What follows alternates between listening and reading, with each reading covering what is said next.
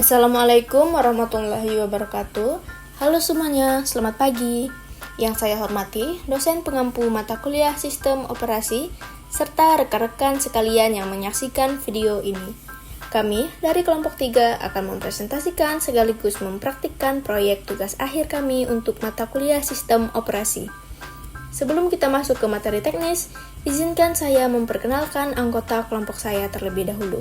Kami adalah mahasiswa dari Universitas Bina Sarana Informatika Kampus Kota Pontianak dengan program studi Informatika kelas 15 2A 30. Anggota kelompok kami terdiri dari yang pertama ada saya sendiri, Dina Olivia dengan NIM 15250124. Selanjutnya, Francisca Wilhelmina dengan NIM 15250198. Kemudian, Weni Fregia Aliana Putri dengan NIM 15250123. Keempat, Agusta Tuse Kembang dengan NIM 15250132. Dan terakhir, Dea Oktaviani dengan NIM 15250125. Nah, pada proyek tugas akhir kali ini, apa sih yang sebenarnya akan kami lakukan? Di sini, kelompok kami akan mendemonstrasikan proses membangun sebuah infrastruktur server dari nol. Kami akan membaginya ke dalam 2 tahapan besar. Pertama, instalasi sistem operasi. Kami akan mempraktikkan bagaimana cara melakukan instalasi sistem operasi berbasis open source yang sangat populer di dunia server, yaitu Linux Ubuntu Server, di dalam lingkungan virtual menggunakan VirtualBox. Kedua, konfigurasi web server. Setelah sistem operasi Linux siap, kami akan melanjutkan dengan melakukan instalasi dan konfigurasi web server menggunakan Apache. Tidak hanya sampai di situ, kami juga akan menunjukkan cara mengubah halaman web utamanya dan menguji aksesnya melalui web browser. Proyek ini bertujuan untuk mensimulasikan bagaimana sebuah server di dunia industri nyata dipersiapkan untuk dapat melayani request halaman web server dari pengguna. Tanpa berlama-lama lagi, mari kita langsung masuk ke tahap yang pertama, yaitu instalasi sistem operasi Linux. Langkah pertama, kita buka browser dan cari kata kunci download Ubuntu. Kemudian, kita klik situs resminya di https://ubuntu.com. Pada bagian desktop, kita klik download Ubuntu desktop. Nah, di sini ada Ubuntu 2604 LTS. Kita langsung klik download pada bagian Intel or AMD 64-bit arsitektur. Kita tunggu proses unduhannya sampai selesai. Selanjutnya, kita cari lagi dan masukkan kata kunci download VirtualBox. Kemudian, klik situs resminya di https://www.virtualbox.org. Karena di sini saya menggunakan sistem operasi Windows, kita klik saja opsi Windows Host untuk mengunduh installernya. Jika kedua file tadi sudah selesai diunduh, kita langsung saja buka File Explorer, lalu cari di folder mana file unduhan tadi berada. Sekarang, kita akan menginstal VirtualBox-nya terlebih dahulu. Kita klik 2 kali pada file installer VirtualBox yang sudah diunduh.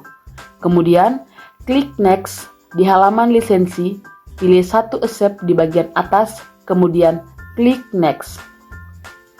Pada bagian Installation Location atau lokasi instalasi, di sini saya biarkan default menggunakan direktori C saja. Lalu kita klik Next dan klik Yes. Untuk opsi pintasan ini, centang saja ketiga-tiganya, lalu klik Next. Kemudian klik Install. Baik, proses instalasi sedang berjalan. Kita tunggu selama beberapa menit ke depan sampai prosesnya selesai. Jika VirtualBox-nya telah berhasil terinstall, kita tinggal klik Finish. Pertama, buka aplikasi Oracle VM VirtualBox, lalu klik New. Di sini kita beri nama virtual machine-nya, misalnya Linux Ubuntu. Pada bagian ISO Image, klik icon folder, lalu cari dan pilih file ISO Ubuntu yang sudah diunduh. Kemudian klik Open. Pastikan tipenya sudah sesuai. Selanjutnya, kita atur kapasitas RAM dan jumlah prosesor CPU sesuai kebutuhan. Untuk virtual hard disk, kita alokasikan ukurannya. Periksa kembali ringkasan konfigurasi. Jika sudah sesuai, klik Finish. Terakhir, pilih virtual machine yang sudah atau baru saja dibuat. Untuk menjalankan proses booting, Oke, di sini kita pilih opsi 3 or install Ubuntu dengan klik saja Enter pada keyboard, lalu kita tunggu beberapa saat hingga sistem melakukan booting dan masuk ke tampilan desktop awal Linux. Nah, jika sudah masuk ke jendela instalasi, kita pilih saja bahasa menggunakan Inggris ya. Lalu klik Next dan Next. Pada bagian tata letak keyboard, di sini kita pilih Inggris dan kita klik Next. Pada bagian Connect to the Internet, ini kita pilih opsi OS Wired Connection. Kita memilih koneksi kabel virtual ini agar mesin virtual Ubuntu langsung terhubung ke internet menggunakan jaringan yang ada pada laptop utama kita. Koneksi internet ini sangat penting untuk mengunduh pembaruan sistem dan paket web server nanti jika sudah kita klik Next.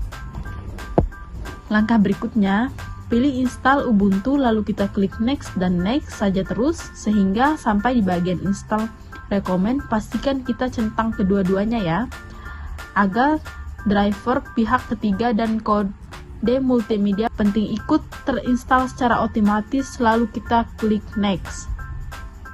Kemudian pilih opsi erase disk, uninstall Ubuntu, lalu kita klik Next. Jangan khawatir, opsi ini hanya akan menghapus dan mengformat hard disk virtual sebesar 25 GB yang sudah kita simpan di VirtualBox tadi. Jika data ini di laptop utama, kita akan tetap aman.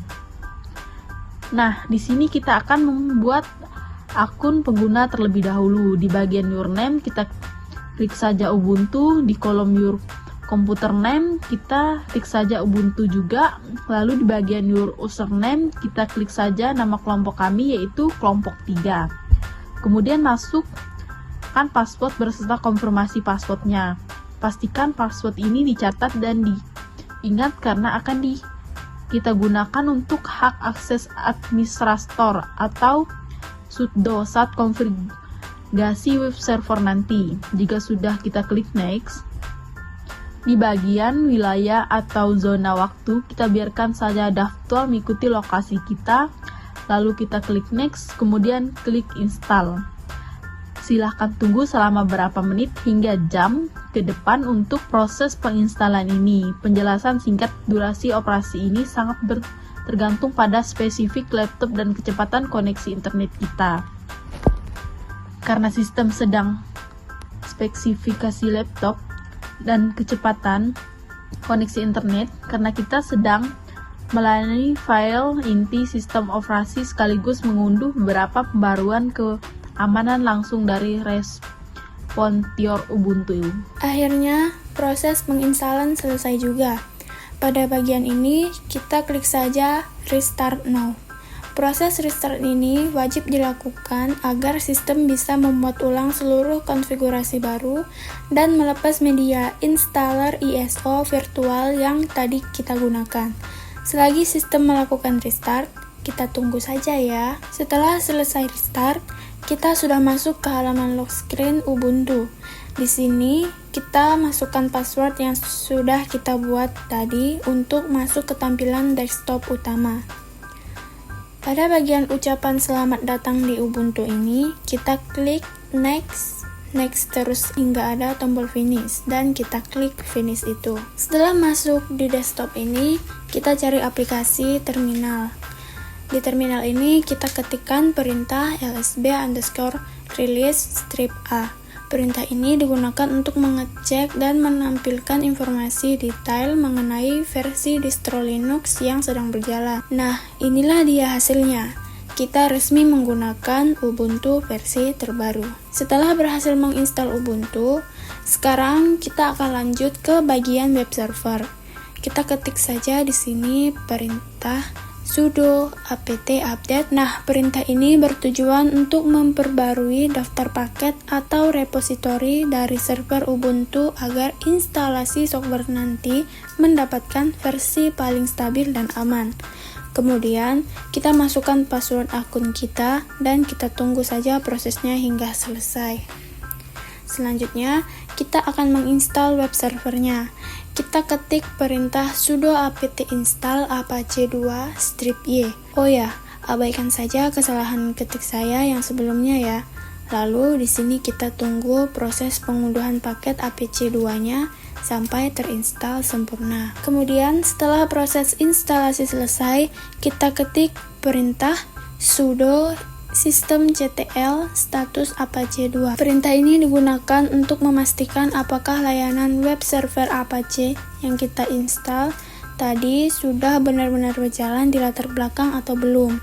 Yang kita harapkan adalah adanya tulisan aktif atau running berwarna hijau ini. Ini menandakan web server kita sudah aktif. Lalu untuk keluar dari tampilan status ini, kita pencet saja tombol Q pada keyboard. Setelah itu, kita ketikkan perintah IPA. Perintah ini digunakan untuk melihat konfigurasi interface jaringan dan IP address yang dimiliki oleh mesin Ubuntu kita. Sekarang, kita langsung menuju web browser Firefox yang ada di dalam Ubuntu ini. Kemudian kita ketikkan di kolom pencarian sesuai dengan IP localhost atau IP inet kita tadi. Di sini saya ketikkan http://2 127.0.0.1 dan bisa kita lihat bersama web server kita telah berhasil diinstal dan berjalan dengan normal karena di layar sudah muncul halaman default Apache dengan tulisan Apache 2 default patch it works. Untuk lebih lanjut, agar kalian lebih yakin jika web server ini benar-benar berhasil dikonfigurasi, kita kembali lagi ke terminal. Kemudian kita ketikkan perintah sudo nano var www.html index.html. Perintah ini digunakan untuk membuka dan mengedit file halaman utama dari web server kita menggunakan text editor nano. Nah, setelah masuk ke dalam file, kita tekan Ctrl+K untuk menghapus semua baris kode bawaan ini agar bersih. Setelah terhapus semua, kita buat tampilan yang baru dengan mengetik kode HTML sederhana seperti yang tampak di layar. Jika kodenya sudah selesai kita ketik, kita simpan perubahannya dengan menekan kombinasi tombol Ctrl+X. Kemudian tekan Y dan tekan Enter. Selanjutnya, kita kembali lagi ke browser Firefox yang tadi. Kita lakukan refresh pada halamannya, dan inilah hasilnya. Halaman web server sudah berubah sesuai dengan teks custom yang baru saja kita masukkan tadi. Dengan munculnya halaman web custom tersebut, maka seluruh rangkaian proyek tugas akhir mata kuliah sistem operasi ini telah berhasil kami selesaikan dengan baik. Mulai dari mengunduh komponen, menyetel mesin virtual di VirtualBox, menginstal OS Ubuntu, hingga melakukan konfigurasi dan modifikasi web server Apache. Kesimpulannya, melalui tugas ini, kami berhasil memahami bagaimana sebuah sistem operasi server berbasis Linux dipersiapkan untuk melayani kebutuhan jaringan di dunia nyata. Kami, dari kelompok 3, pamit undur diri.